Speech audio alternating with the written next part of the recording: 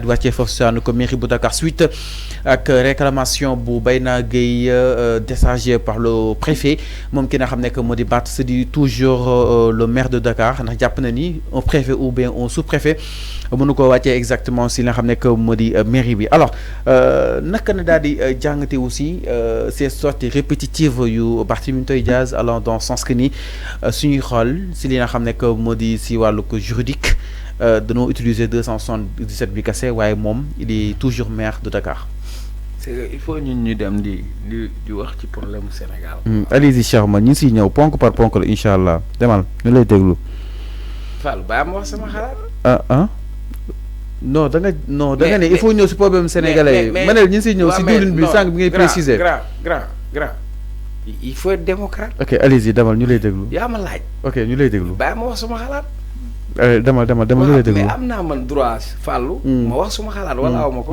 am naa ko. non dama ne ñu siy ñëw si problème sénégalais justement ma ne bañ ko wax sama xalaat moo tax ma jóge Sen TV man sama xalaat moom fu ma toog ci àdduna dama ko wax. allez-y voilà dama ne. allez-y dawal. dafa am ay préoccupations majeures. des préoccupations majeures qui intéressent les Sénégalais. Les Sénégalais ne sont pas intéressés par Samba ou Demba.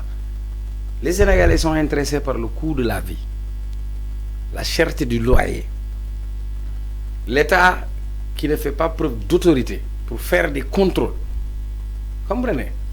Maintenant, Barth, c'est un problème parmi les problèmes. Et ça, c'est le problème de Barth. Est-ce que le problème de Barth, c'est le problème des 18 millions de Sénégalais? Et tu l'as dit. Tu as dit, Barth fait une communication de manière répétitive. Est-ce que cette communication répétitive daf koy dimbali? Est-ce que tu comprends? Moi, dafa mel ni nga bàyyi ba jaan bi romb nga topp si watat bi di dóor. Jaan bi romb la nga topp ci watat bi di dóor. Ce qu'il faut comprendre, il faut se mettre à la place de Barth. C'est comme un gamin qui avait son cadeau de Noël et qu'on arrache son cadeau de Noël. Pour l'image.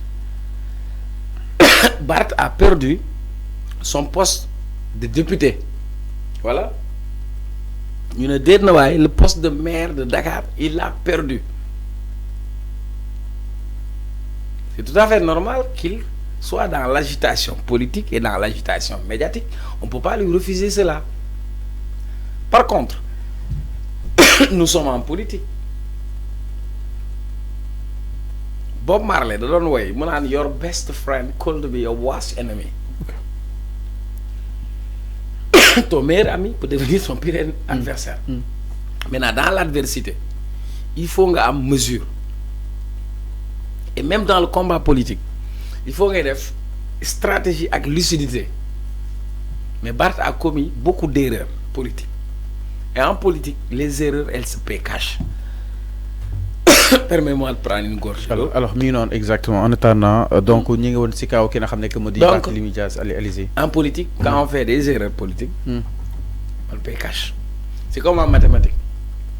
Boo commencé exercice bi ci début bi am na fooy juumee daf lay topp. Le problème boo koy analyser tàmbalewul tey. Il y a un aspect juridique.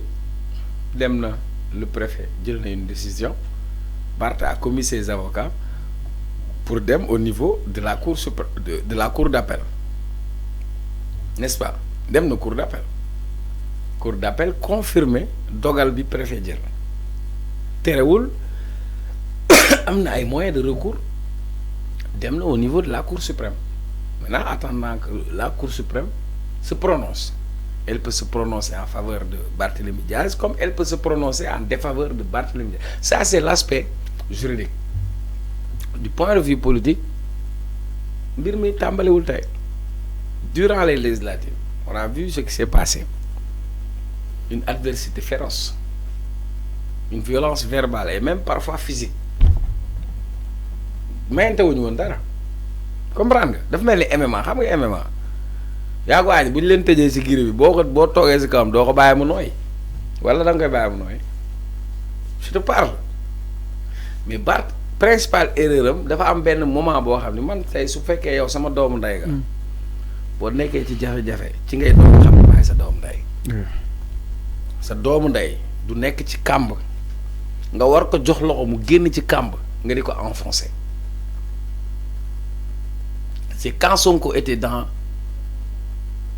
en position de faiblesse face à Macky Sall, Sonko est mis en prison.